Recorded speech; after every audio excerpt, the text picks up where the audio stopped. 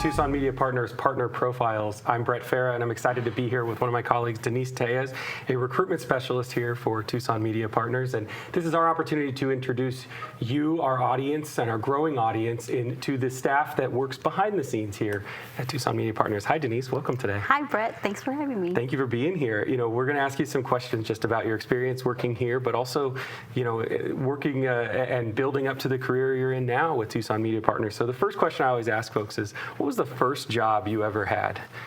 I worked at Long John Silver's when I was in high school. So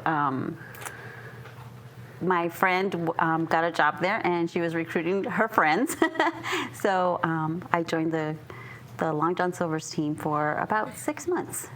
We talk a lot here about collaboration and teamwork and serving both a customer, but also working together as a unit. I imagine in a high-paced environment like that was crucial, especially a transient environment like that, where you probably had employees coming and going, and the customers were there for a short period of time. But kind of tell us about that experience. So you definitely learn teamwork and how to work with different personalities, how to click right as a team, respect other individuals, and see how to interact with customers depending on, their personalities. Fast forward to now, and you've been with the Daily Star and now Tucson Media Partners for a long time here in your career. Kind of share with us the evolution of your career from that starting in high school at Long John Silver's into what you do now here at Tucson Media Partners. I was looking for a position with a company that I could grow with, and I found a customer service position. So I thought, why not? I'm going to apply. So I applied, and I was given the opportunity. So I was in customer service for about 4 or 5 months, and then there was an opening in the classified team. So I applied, and I was given that opportunity. So I have been with the advertising team since then. And now your role as a recruitment specialist, how does that, I wanted to bring this up today, that I was really intrigued hearing you talk recently to our team about the different ways that companies recruit, that there's actually an active applicant process and a passive applicant process in terms of the folks that they might be looking for. Tell us about how that works with organizations when they're looking to hire and who they're targeting and sort of what that means in the job search process. So I always say there isn't a one-size-fits-all. It's definitely a conversation to be had, and it just depends whether it's an easy position to fill, entry level, is it tougher maybe for a teacher or a nurse, and for those tougher positions, and especially with unemployment being as low as it is right now, a lot of our customers are looking for the passive job seeker, which means these are individuals that are already employed but are open to the possibility of what's out there. Sometimes I have customers say that their best job candidate is somebody who's already employed with a different company. So just having the opportunity to reach those different segments, right? The active job seekers, so those individuals that are actively looking for a job, or the passive job seekers that are open up for the possibility, and how do we deliver the message to them? So a couple of different ways we can, there's the print portion. We can hit the classified section, or the sports section, or local news. There's social media, and for the active job seeker, we have the 30-day job postings that we can do. So again, it's just having that conversation and seeing who they want to target and how we can make that work for them. I don't want our audience to think that we have all this scripted out, because we don't, but I'm going to ask you a question here to follow up with that, because I know the segue, because we kind of talked ahead of time here. And what's a piece of marketing wisdom that's been shared with you that you've carried forward that has worked for when you work with your clients, especially in this realm now in the recruitment area? So I always say media mix, media mix, media mix. I asked that for a reason, because I knew this was the answer. You want to make sure that you're in different places. You don't want to just put all your eggs in one basket. You want to make sure that you are reaching as many people as you possibly can.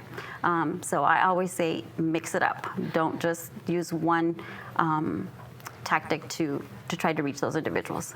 I'll kind of shift it back to Tucson Media Partners here, and that's sort of one of the benefits of this organization and the different facets we're able to hit on, the longevity of print, the evolution of digital.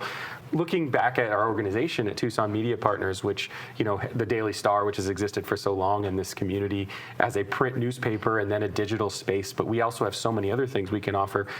Feeding off that last answer, what is unique about what Tucson Media Partners can offer the Southern Arizona and Tucson community and our clients? That we are so much more than just a newspaper now, right? We have the opportunity to reach any audience that you're trying to look for, or that you're trying to get your message in front of. Again, we can do the online, we can do the print, we can target the active, we can target the passive.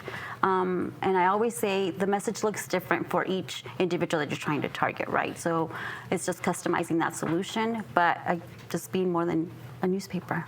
So I imagine in the recruitment realm, your interaction with your clients is a little bit different than if you were selling to a client who's trying to sell to the community a good or a widget or food or things like that.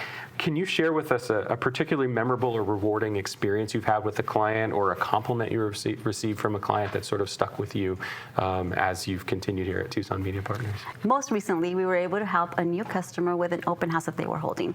Some of our counterparts had only had 29 people come through the door, so they were concerned about that because they're putting they're putting a huge investment into this open house. So we sat down with her team and figured out who they wanted to target, which areas they wanted to target, because we don't have to just keep it in the Tucson area, right, if there's competitors outside the market.